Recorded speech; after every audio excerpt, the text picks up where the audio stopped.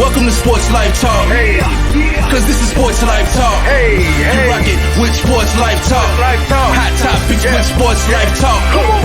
So come and get you some Sports Life Talk. Life. They let us in the game, now we calling the shots. Things will never be the same, so Yeah. forget what you thought. Cause Yeah. life without sports ain't nothing but talk. Here we go now, finally a show that makes your heart pound. Profound, wonder what's running up through your thoughts now. About to drown our podcast, that be watered down. Tell them clowns it's a new era, and it's starting now. 5 total strangers, the 5 Power Rangers, approaching Sports Life Talk from 5 different angles. Get ready for the change up. We done turned the flame up. The topics that we bring up, we about to blow this thing up. Yeah, let's get it cracking. KT the head coach and Miss Manhattan. Gemini Jones hold the throne, she be calling them out. Mr. United Surgeon B. Jones, the mouth of the South. From the cover athlete to the year of the week, we got what you need. We dropping what's hot in the streets, from copping new sneaks to locals popping, doing big things. When gossip and tea, like Kimberly, pour you a dream. Sports Life Talk, who is them? Went from not listening and now you're tuning in. If you're feeling what you're hearing, tell a friend, tell a friend. Thank you for listening, let the show begin. Sports Life Talk, who is them? Went from not listening and now you're tuning in. If you're feeling what you're hearing, tell a friend, tell a friend. Thank you for listening, now let the show begin. Let's go. Let's give a round of applause for the dopest podcast. Sports Life Talk. Turn it up. Tell a friend. The revolution has begun, and it will be televised. Let's go.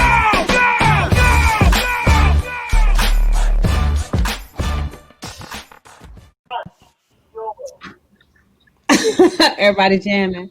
All right, y'all. Welcome to another episode of Sports Life Talk, where life without sports is just talk. On this wonderful Thursday evening, October the 8th, joining us this evening, we have, I'll start at the bottom, Coach KT down there. What's up? Next to him, we have B. Jones, Mr. Mouth of the South, Mr. Yeet. With all that extra. All right, up top in the corner, we got, she's KB again today. KB, Yes. how you doing, love? I'm good. All right, and we have a special guest with us this Special. evening as a part of our SLT Thursday evening collaboration series. I'm not sure what episode this is. 17? I think it's 17, yeah. 17, yes. Collaboration number 17 with Bryce Cottrell from Noble Wolf Vodka. He is the owner. So thank you for joining us this evening. How are you? I'm good. About yourself? We are wonderful. We are so glad that you have joined us this lovely evening. Just lovely. Oh, thank y'all for having me. Shoot, man, you getting me drunk, man. Hey, it's all good over here, man. I told you. It doesn't take much. Fam. Hey, the nickname of this should be called Go to Sleep. I'm telling you, if you're not ready, it's going to knock you out. Hey, I'm Bryce, gonna pick me up some this weekend. I don't want to make you nervous, Bryce, but the ladies were very excited about this show. I mean, we do a segment on our weekly podcast in which we talk about a liquor of the week. And Kim, I mean, she does a great job of finding all of these different types of beverages. And when we found out we had Noble Wolf coming on, oh my goodness, the thread was popping, my friend. So not trying to put high expectations on you, but I mean, we expecting a lot. Nah, man, I just wish girls actually believe I own the company. It'd be a lot better now, I tell you. So. Hey, now I didn't put that in the script, but we're going to talk offline about that. Do you pull up on them in the Lambo, or how that work? Oh, not yet, man. Not yet. Baby steps, man. I'm just trying to be one of them little girls that walk around with a little shirt on. You want to try this? Yes. Hey, I Bryce. wanted to say something. I wanted to say something. Tell me how you introduce yourself. Is it, hey, I'm Bryce Cottrell. I own Noble Wolf. I'm the president, founder. Nah, man. I just say, hey, what's up? And just go from there, man. I never say I own the company or anything. It's actually hilarious because I'll be in the bar sometimes with my friends. And my friends actually say they own my company. So it's hilarious. I'll be at the bar talking to the bartender, just like normal just stuff in the industry or whatever, or, just talk, normal bar talk. And I'll say, hey, man, if you, like, hey, man, how's everything going with your company and everything? And a girl walked up to me and overheard the conversation. And she's like, hey, like, why are you lying? Like, you don't own that company. Dom does. And me and the bartender look at each other and just start laughing. Like, damn, Dom, really, man? Like, Dom sound like my friend Kevin. That's what Kevin would do to me. We sit at the bar. Honestly, I'm gonna ask you, Bryce, if you mind if I say, "Hey, I own it now." You know what I'm saying? I'm gonna use that line if it works. Hey man, go ahead. Don't taste my check, man. I promise you. So go ahead, man. Don't worry about it. I got you. All right, so this is the part of the show where we initiate you into the SLT Nation. Okay. So Bryce, you got to give us your top 5 hip hop artists. Me, number 1, I got to give it to Jay-Z just because I respect the hustle. So I mean, it is what it is. Hov, you got to throw it up. You know, I'm sorry, he got it. Number 2, I'm light skinned, so I got to go with Drake. You just made KD's day. Number 3, I'm a huge Rick Ross fan. Love Rick Ross. Oh. Yeah, Rick. 4, he's crazy as hell. I still respect the guy, but like I said, he's crazy as hell. Kanye. Yeezy. Kanye though, right? Crazy, and I already knew. True, but I guess like since I didn't name any trap artists right now, so I have to throw one. I usually throw one in there. I gotta say Gucci. I'm from Dallas, so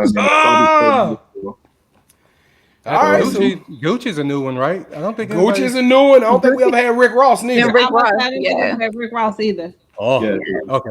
Like Rick, I say like Rick's like one of my hands down. Like I listen to Rick Ross every time I go. Like him and Jay-Z and Drake. Those are like my 3 go-tos. Gotcha. Okay. Yeah, the other 2 are kind of just like depending on mood, I guess, or how I feel for the day. But I mean, like those 3 they're not going away from me. They're submitted. All right. So you said you're from Dallas, so I assume you're a Dallas Cowboys fan, correct? Man, look, I'm trying to be a Cowboys fan. I was born and raised Cowboys fan my whole life, but I went to the University of Texas too. So I just can't have my Saturdays and Sundays and or Mondays messed up anymore. So I'm trying to find a new team. I want to stay on board. I really do. But I mean, it's getting harder and harder, man. It really is. Yeah, Bryce, hey, I'm a Cowboys fan. It's hard too. And don't jump off ship because this bottle of liquor right on the floor. I'm telling you, man, I'm trying to stay supportive of you. You were just all over my floor. But hey, Hey, no. And wait. And hold on. Before you ask the question, and I saw your Instagram post the other day about wanting to jump on another team's bandwagon. So I am right there with you. So whatever team you jump on, I think I'm jumping on their wagon. Hey, did you jump off the Cowboys bandwagon? No, Bryce, please stay there. And on that, man. Go ahead. No, go ahead. I was gonna say, give us your top 5 Dallas Cowboys of all time. Oh man, Emmitt Smith, number 1. Tony Romo. Can't go wrong with. I mean, for that, I guess I can't go wrong with Troy. Ed Too Tall Jones. Yeah. And the 5th one. Michael Irvin. 88. No, Deion Sanders, man. Oh yeah, Deion. But I can't forget. I can't remember the name off the top of my head right now. Big offensive lineman. He broke all Larry Allen. Larry Allen. You got the right Larry Allen there too, man. That man was a dog, man. Yeah, he was. Yeah, we did a show yesterday talking about offensive linemen and Larry Allen. We kind of came up in the conversation. So check this out. I had the opportunity to read an article about kind of how you were going to school when you founded Noble Wolf. But what's interesting that my co-host didn't know is that the dog or the wolf on the picture is actually dog Blue. Is that correct? That is correct. It's our family dog Blue. He's still alive. Given the summertime and everything, I always take it to my mom's house just because she has a pool. So it just makes sense because he's a husky, he's a big dude. So I'm like, hey mom, just take care for the summer for me and everything. Then around this time around winter time, I'll bring him back over to my place and stay with me for summer again. Man, so tell us a story, man. How did you manage going to be a senior in college, playing for one of the most prestigious and elite universities in America? You had a rough week, right? And then you at the same time, you pushing these bottles of liquor in probably one of the most difficult cities, we talking about Austin, Texas, man. So tell us about the Noble Wolf journey and how did you get there? So it was actually hilarious. Are you guys familiar with the Longhorn football team? A little bit. Okay. You never doing it right. Wait, how you? It's like this. Oh. Yeah. I'll never throw that up again. I'm an LSU fan, but I was struggling. I was trying to get it. So I was on the plane going to Iowa State to play a game, of course. And for every away game, Malik Jefferson was always my seat buddy. Malik? Malik. That was my seat buddy for every away game. And we're sitting there, and Entourage is one of the movies you could watch on the plane. And not many people know about this, but Entourage is actually my favorite TV show. So I was watching, and I saw how Turtle got involved with Avion, of course. And I was sitting there thinking, I was like, hey, Malik, man, like, do you think I should just give this a shot? And like, what's the worst that could happen? And he was like, yeah, man, like, why not? And Brecken Hager, this crazy ass, he sits right behind us for every flight, too. So Brecken reaches his head around, I was like, yeah, man, you know, like, you should definitely do it. She's like, you're like a free spirit, you know, what's the worst that could happen? I was like, yeah, man, Breck, like, for once, you're right, you know, like, why not just throw my hat in the ring and see what happens? So I get off the plane, we play our game and everything, I'm flying back, I'm just Googling, you know, like, how is vodka made? Because at the time, I didn't know even know what vodka was made from. I knew kind of idea what it was made from, but I knew like no idea like how it was made. So I was sitting there in my like apartment in Austin, and I was like, "Hey man, like if I'm gonna do this, I gotta do it different." There's like no other way around it. So I saw that every brand was made from wheat, potato, or corn, with an outlier of Syrah made from French grapes.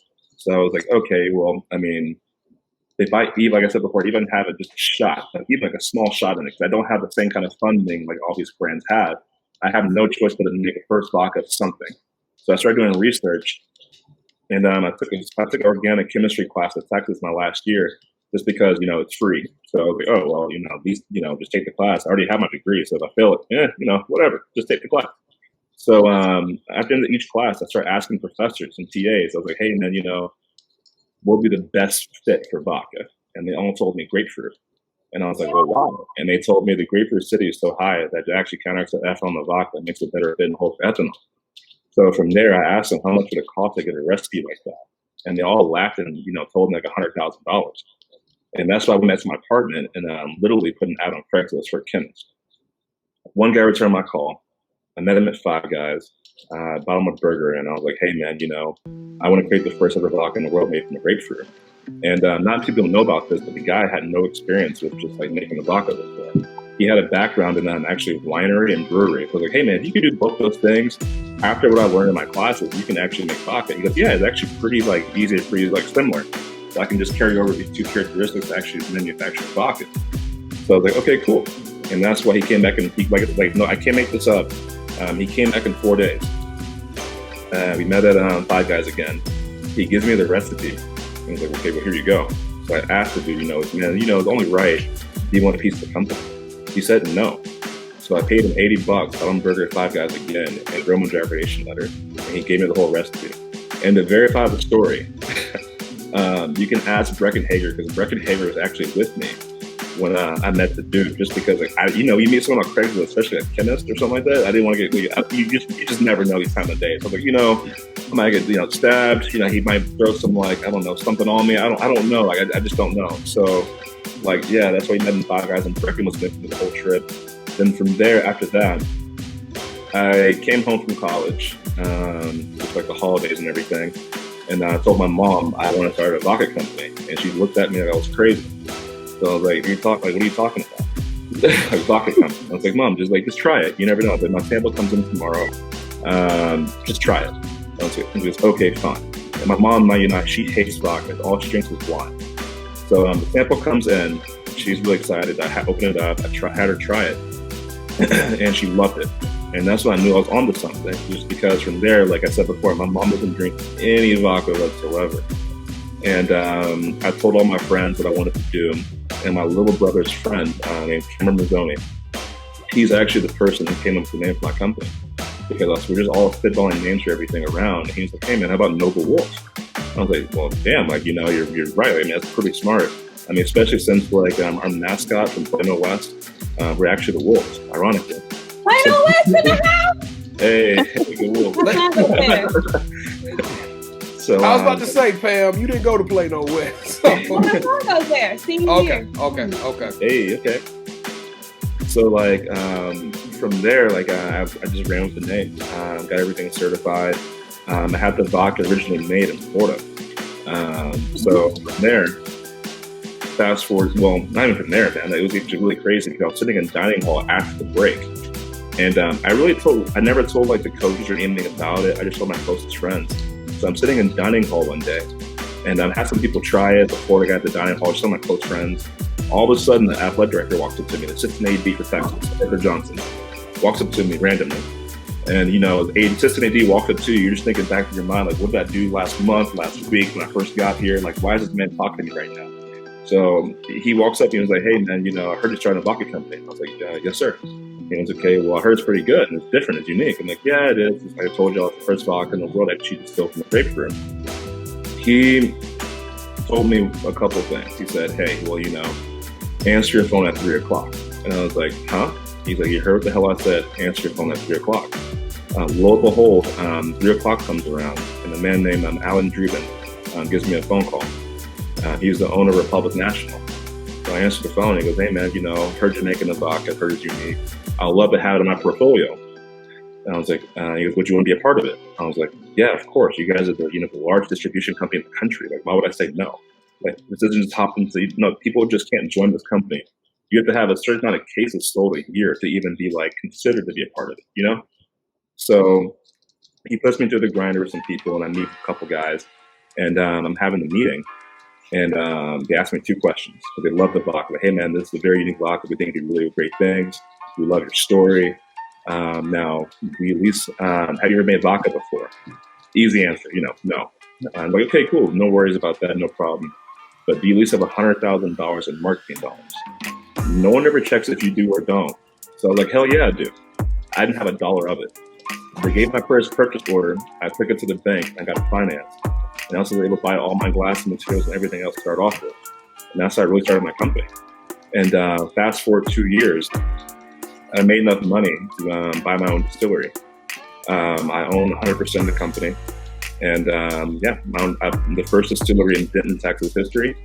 And it's actually a really cool thing. So I'm also probably the youngest one too. So I'll take my cap off of that as well. So other than that, it was actually a really interesting journey. But I basically put my company out of business last year just because I built my own distillery.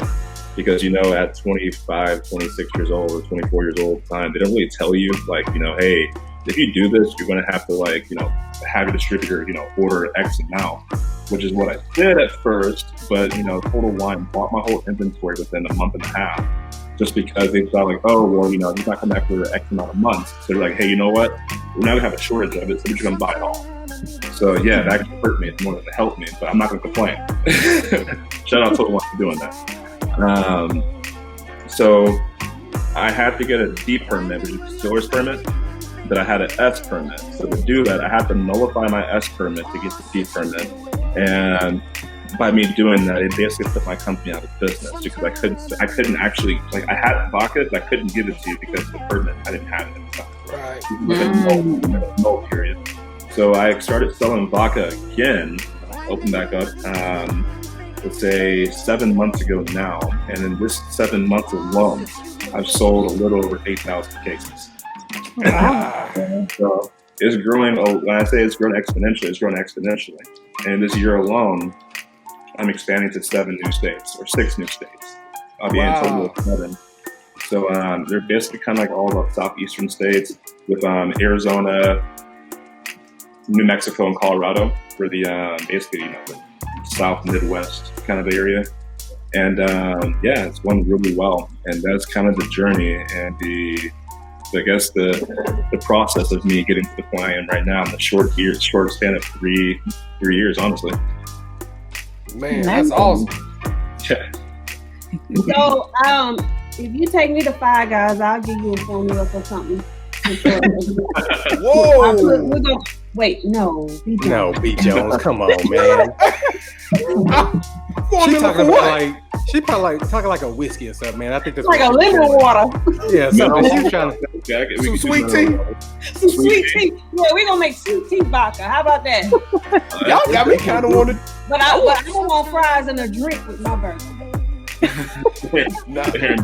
Well, funny story about that, the dude didn't even want the fries or drink, and I gave it to him for free.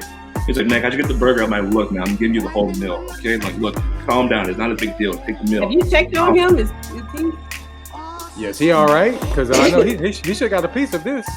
Oh man, he was like the perfect chemist, man. He walked in.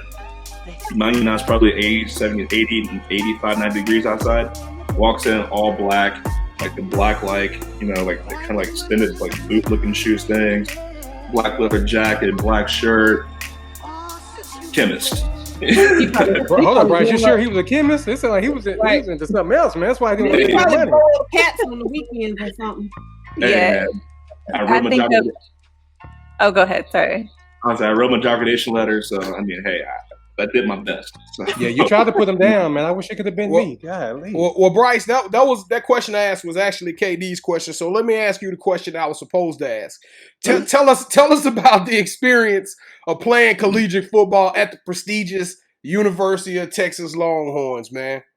Oh man, it was from my time period when I was there. It was few highs and a lot of lows. So the few highs that you got, you had to appreciate them. And the few lows that you got, you have to cherish them so you don't have to feel those lows anymore, so you can get those highs again. So it was just one of those things where I came at the transitional point in Texas history. So it was just a kind of a managing instance for me, but a great learning experience for me, because once again, you learn a lot about a person and yourself from losing. Did you have Go ahead. I was gonna say, did you have Charlie Strong, or were you at the tail end of Mac Brown? So I had Mac Brown for 2 years and Coach Strong for 3. Okay. So yeah, those were some rough years, especially the beginning part of Charlie Strong. Oh man, let me tell you, very rough. But I mean, like I said before, you learn a lot about yourself. So I mean, there's nothing more you can learn about just failure in life than failure in football, because you learn a lot just about what can you do to not, like I said before, feel that I guess pain or loss anymore. Now, UT kind of struggling now. Again, it's crazy. Hold on now. Like you said about the Cowboys, now we just get stuff on Longhorns like this, okay? Wait a minute. Hey, we're 2-1 right now. We'll be all right. Sorry, 2-1 after this weekend. I'm sorry. Yeah, that was a tough one there though. So I'm with you though. I'm with you. Hey, I'm glad my Tigers didn't have to play you guys like we were supposed to. Oh man, that's a great game. I was supposed to go to that game, man. Ooh, you missed out, because that Valley would have been an experience like no other. You would have loved it. No, for sure. I've always wanted to go down to see Death Valley too. So I was supposed to go down there with some friends and everything and watch the game. Well, wait a minute, because so I'm a football recruit, Nick. Now I looked at your recruiting profile. So first off, congratulations on being the top 500 recruit in the nation. That was crazy. Out of Plano. But the other part is, now I saw LSU had some interest in you at one point, right? I don't know if they offered or not, but I know they were down as one of the final 12 schools. They did. So they had interest. I had my whole thing was education was a big thing for me. It was a big playing part of my recruiting process, just because of the way I was brought up. My mom always harped to me, this is not going to be forever. So you got to find something that's going to actually, help you after those 4 to 5 years that you're going to go to college. Just because, the NFL is not guaranteed. So for me, education was a big portion of it. So LSU was a great school. They were definitely looking at me for just obviously to offer me everything, but they just kind of told me, hey man, like, do you want to come here or not? And I was like, hey, look man, like I'd rather go to a school, but nothing against LSU once again. No, don't come to Louisiana if you want an education. Yeah, so it's something I wanted to do later on in life. My mom was like, hey, look, if you go to Texas, it'll help you down the road more than I guess what LSU was at the point in time. Hey Bryce, do you keep up with some of the alumni football players that came before you? Anyone in particular? Yeah, Philip Geiger and Stevie Lee. Stevie Lee and Philip Geiger. They probably played around 2002 to 2006, somewhere around there. So no, but I do hang out with Vince Young every once in a while. Still, he's cool, man. VY, okay. Yeah, VY is cool, man. He holds it down, and he actually comes back and helps out a lot of the younger guys too. He's always cool. Around. Brian Radcliffe, he's always around. Earl Thomas around. Let's see who else. Dang. Once again, it slips my mind. Put me in a spot. Jamal Charles, Derek Johnson. There's a lot. There's some. a whole bunch of beasts right there, man. There's quite a few guys that like they'll come back in town and they'll take some of the guys out and go around town and Austin and everything. Good guys, especially now since I've graduated and everything. Like I said, I still keep it with DY, so he's cool. He's good people, man. So give us a prediction. Give us a prediction on the score this weekend. Ooh, man. Okay, so I'll probably say 30, 35, 38 Longhorns. Hey, I'm gonna come sit with you in your box seats, man. Your alumni box seats, man. Well, there's no box seats in that stadium, man. No, it ain't. Is it? They not even gonna have fans, are they? Are they gonna let 25% come into the Cotton Bowl? I think it's 50% now. 50? Okay. I could be. Don't quote me for. I think it's 50% now. But yeah, I mean, the tickets for this game is actually surprising. Well, not surprising. They are cheap, just because OU's coming in basically defeated, and we just lost our last game. So you probably get a ticket for like $100 or that right now, man. See, that's how I know he own Noble Wolf. They expensive. They cheap, y'all. They just $100 $100 a ticket. I know. I'm like $100. Shoot, I'm about to watch it at the crib. Hold on one second. Hold on. I got $100 right now. All right, yeah. All right, continue the interview. They used to let us go down on the field sometimes. If you knew the right people who were still like in the organization and everything still, as far as coaches and everything. Go to some of the especially active players, let them come on the field and actually stand there and everything. But me, nah, man. Like once you graduate from Texas, for the rest of my life, I get a free ticket. So wow, all the home games. So that's pretty cool. It is. It's actually really cool. So all you have to do is graduate from Texas and be of course, a football player or an athlete of some sort, and they treat you very well. So all you do is sign your name up for the portal every year. And you get like literally a ticket in the mail for each game, and you can obviously have like a +1 or +2. I think it's like maybe sometimes it's free depending on the game. Sometimes like $5 you throw into it, and you get an extra ticket to a +1, so to say. They go to the games. Nice. Well, hey, that's pretty cool. Hey Bryce, if you want to take one of us, and I'm a coach, so I can try to sign up to get tickets as well. No. Listen, I coach. Hold up. Wait a minute. Hold up, KT. Hey, Bryce, are you married? Am I married? No, man. Do you have a girlfriend? No. All right. Well, then the +1, Kevin, you out. No. If y'all would let me finish, I can actually get tickets since I am a coach. I can sign up. They got it where, like in Corsicana, if you go on there, you can get tickets. So, Pam, you just blew that. KD or B. Jones, y'all feel free to come. Wait a minute. Tickets to the Corsicana game? Or tickets no, you can get a ticket to a college game. If y'all, you know what?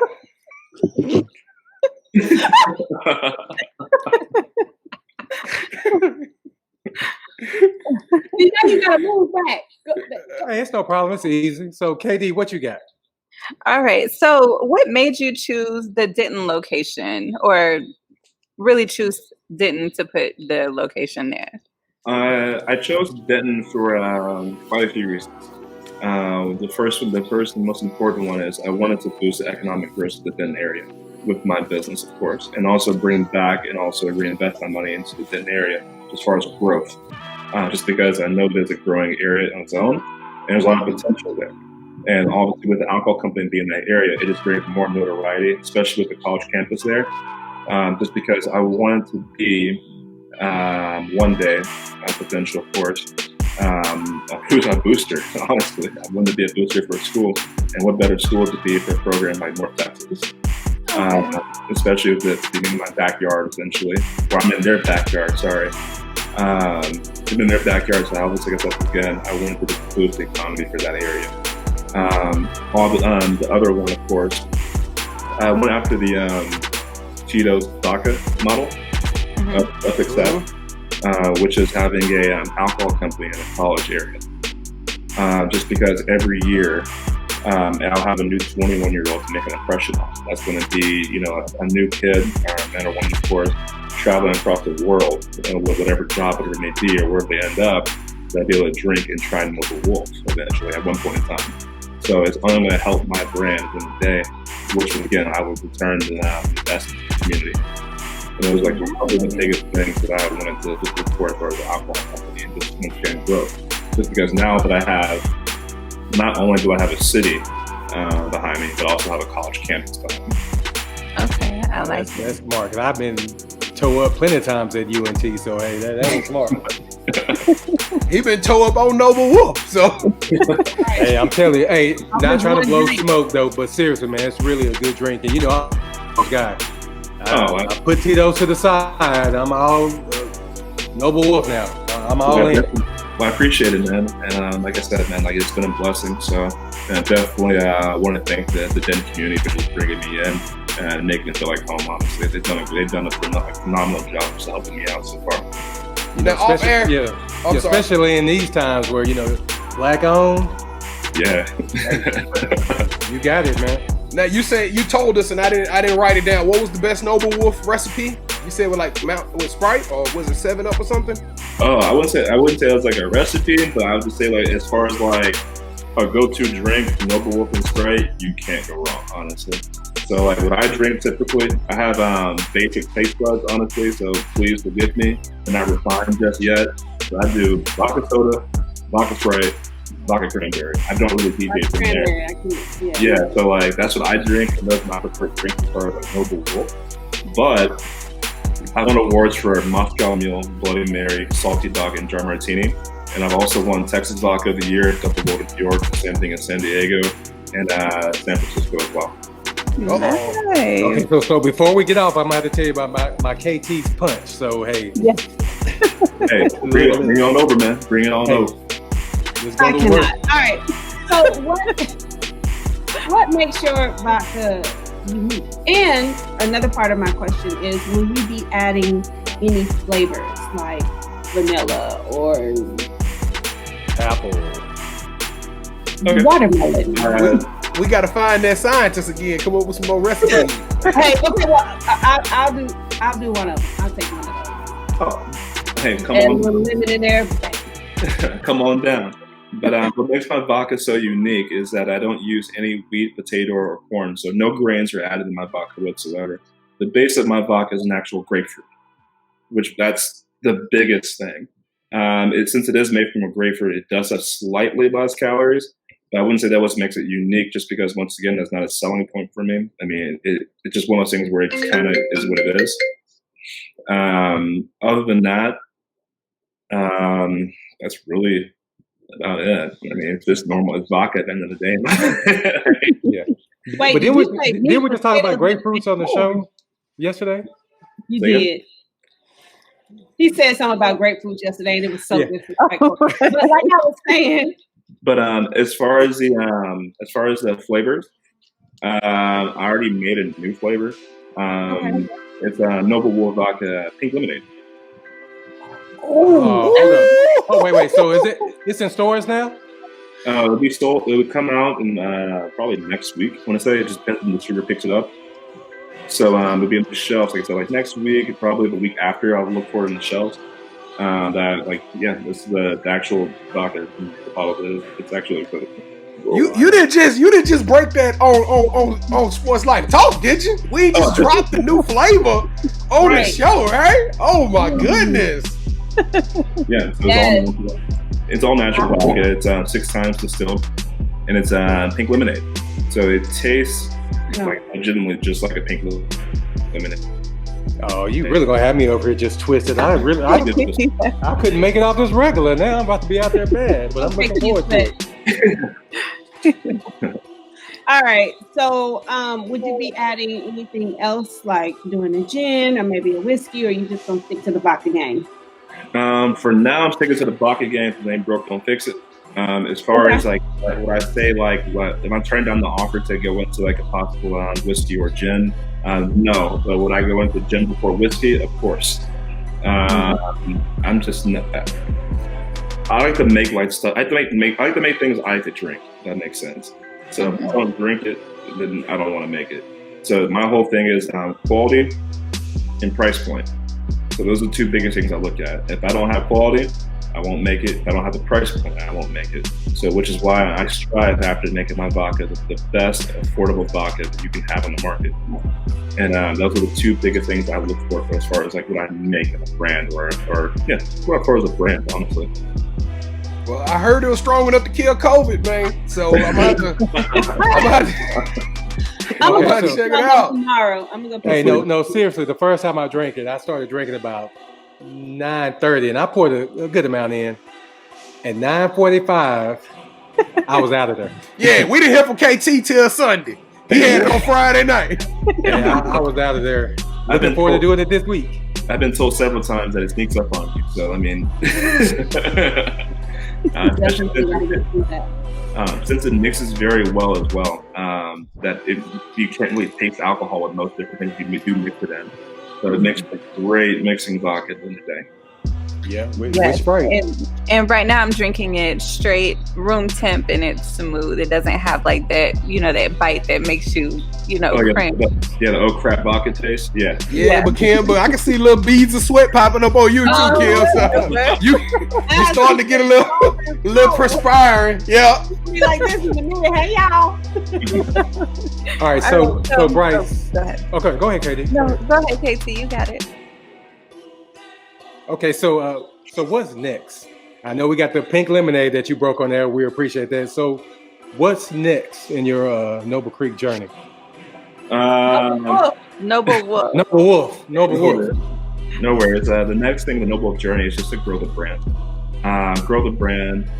Make it as big as I can, and just make it an influence and impact just on the vodka game. Honestly, man, that's always something I've wanted to do.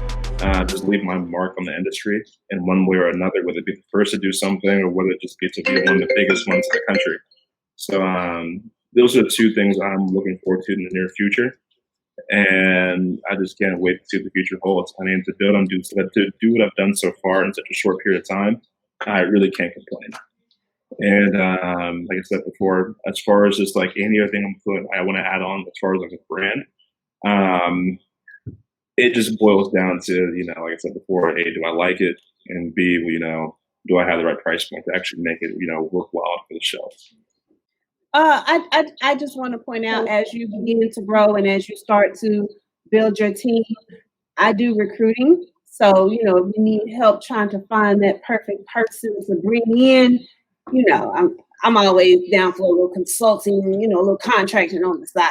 So, hey Pam, off air, I'm about to talk to you because you tried to get 2 jobs. You tried to write a recipe, and now you're trying to recruit. Hey, look, I have a high school senior that is very expensive, so I'm trying to get all the little coins I can. So, hey, so you talked about the price point, and I was texting the group much. I know you sound like you're making these drinks for the average person, average consumer. With that in mind, how much is a bottle of Noble Wolf? Or what would I typically pay walking into a store like Total Wine? So you can find my vodka for a fifth, $7.50, this size bottle. Anywhere between $11 and say $17, depending where you go. Oh, we drunk. Hey, we faded, KT. Because I think I paid $19.99 for this. I could be wrong. So for 1.75, that's around anywhere between. I don't. You probably found that for $19.99 somewhere, but I've seen it the lowest at $21 at some places, and other places it goes up to around $28, $29, $29. Let's say $30, $132. It just really depends on what liquor store you go to, but it just bears to see that price point. Once again, because I can't control the actual liquor store shelves, just for different people have different tiers, so to say. But definitely, it's like $21 for the 1.75, and around, let's say, $12 for the 750. Man, I'm getting faded. Hey, it don't even matter. Whatever it costs, you got my support. I'm at least get about 5 or 6 bottles a year. So hey, just know, Noble Wolf, not Noble Creek, or I'll mess up early. Noble Wolf. My bad. Hey, if Florida beat LSU next weekend, look like I'm gonna need me a bottle, man, because I don't want to wake up. I don't want to wake up till Sunday. All right. So, where can we find the Noble Wolf Vodka? What locations? What stores? Oh, so it's actually funny you asked me this. I get this question legitimately every day. It's hilarious. I wish I could make a video for this, honestly. I actually want to. You can find it at every Total Wine. Let's say 2/3 of the specs. Just because it's just some of the specs are like in some of the specs are kind of like in the further edges of Texas, which is not there yet. You can find it at Foster Creek Liquor Depot. Just about every major liquor store chain for the most part. Wow. Yeah, because I didn't get this. I got it at just a regular place in DeSoto. That's where I got it. Even better. Man, huge congratulations, brother. That's dope. I appreciate it. Yeah. Yes. And do you have any shout outs to give before we wrap it up? Oh yeah, shout out to my mom, Felicia Cottrell, aka Bye Felicia. I'm about to say. Don't hurt me. Without her, I couldn't do this at all. She's been my number one supporter, and definitely appreciate what she's done for me. Other than that, also my uncle Eric, he's the brains behind all the stuff that I do. He's also a master distiller as well. So just one of the things with the guys, we'll just give a shout out to him as well. Nice. And how can people find you? You can reach out to me on Instagram at Noble Wolf _Vodka, or you can email me at bryce.cottrell@noblewolfvodka.com. I respond to both. But if you email me, I'll definitely see it for sure. If you send it to me on Instagram, if you want to do anything with me or anything like that, as far as like sponsoring events, if you Instagram it, I probably won't see it because it goes to a different, file or something like that. So I just don't see it for a couple of days. It won't give me a notification. It just goes in there and sits there. So if I had to just look at it and oh, dang, I feel so bad to see it. So please just email me once again at bryce.cottrell@noblewolfvodka.com. That'd be the fastest way to get to me. Okay. Well, that's speaking of sponsorships and collaborations and things. Once we are able to step back into the world and do events and stuff again, we will definitely be collaborating with you and having an event. A welcome back to the world event, and we would love to have you and Noble Wolf out and mix some drinks. We got our bartender over here, and like I said, I'll just be carrying the little tray because I used to work at Denny's, so I'll carry the tray of the liquor and pass it out. So and I could be the drunk uncle. So hey, let's do this. No, because you're gonna be trying to fill on everybody's booty, and that ain't gonna work. Pam, no, I'm not. No, I'm not. Don't do that. Don't do that to me. The drunk uncle be married too. All right. Well, we want to thank you, Bryce, for joining us this lovely Thursday evening again and becoming an official member of the SLT Nation. And thank you guys for listening to another episode of Sports Life Talk, where life without sports is just talk. Yo, Bryce, you the man. Hang on for the after music. Yeet!